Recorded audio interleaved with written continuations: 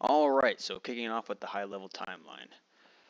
So everyone's going to have your 1 week in processing phase where you're kind of just sitting there doing nothing, doing medical, getting gear issue, whatever.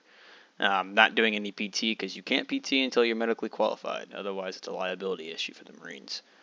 And then you'll go into your transition phase. Sorry for the PLC seniors, you got to go through it twice. It is what it is. You can have fun there, having some extra game time with the instructors. And then going from transition phase into the adaptation phase, that just has more added responsibility, and we'll go over that more in detail later.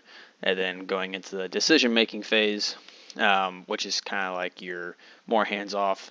Your company billet holders will have more say in your planning and how, like what you do in the free time. And then everyone kind of ends it out with the out processing phase at the very end, when after you've earned your EGA, except for PLC juniors, you don't earn your EGA, but that last week you're kind of getting more advice and wrapping things up.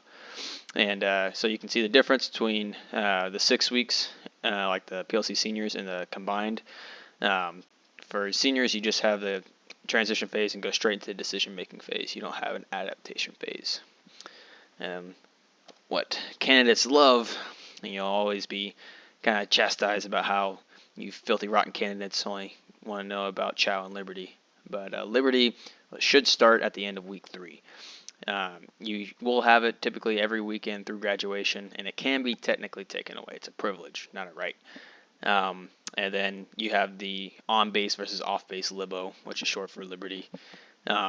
So if you are not on academic probation or you're not failing in one of your categories, whatever it may be, you can go off base, and then if you don't have duty platoon that day or that weekend, you rotate through each of your platoons.